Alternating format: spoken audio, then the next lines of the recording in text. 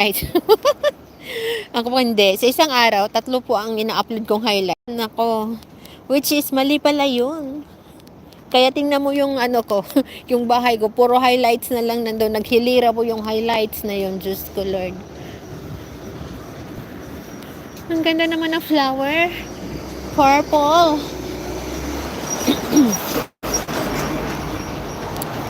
Good morning po. Good morning sa lahat. Good morning.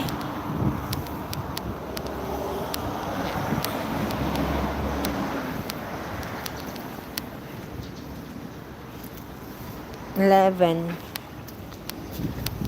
Tapat kong umibig, sabihin mo bakit ka'y nag-isa. Thank you so much po sa lahat. Thank you. Ayan guys, actually ito po yung way ng bahay namin yan. Yan, dyan pala ko pero huwag kayong maingay ha. Nag-straight po ako para iikot ako sa likod para mahaba-haba kunti. Oo. Tulog pa yun sila eh. Tulog pa yun. Mamaya po yung gising noon, mga alas 9, yung tumboy at saka si grandma, gising na yun kasi hindi man yun natutulog. Pag ano na pala, no? Pag ano na pala, yung edad natin is nasa mga 80s na, parang ayaw mo nang matulog. Kasi, pansin ko si grandma, hindi po siya natutulog. Ano po siya, gising po siya ng mga alauna, alas 2, tapos alas 4. Ano na lang kayang tulog ang ginawa niya? Parang wala. Di siya nakakatulog. Ganun pag matanda.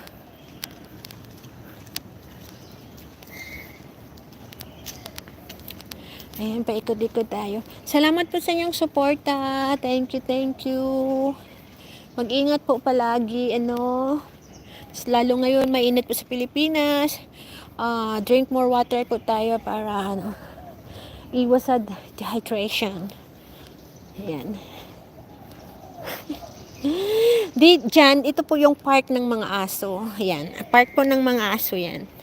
Kaso dati, pinaano ko si Hihi dyan, pinapunta. Kaso, di ba kasi, syempre, di may maiwasan, ang dami talagang ihi. Kasi aso yun eh.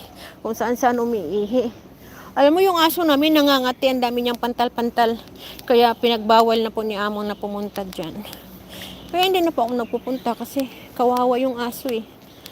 Palaging nangingilkil. Ibig sabihin, nangangati. Oo. Ang ganda ng bumbles, oh. Ang lago-lago.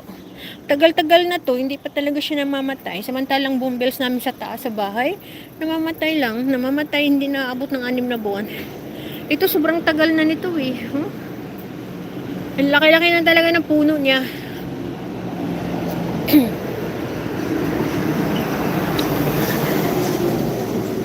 Ayan. Ate, good morning.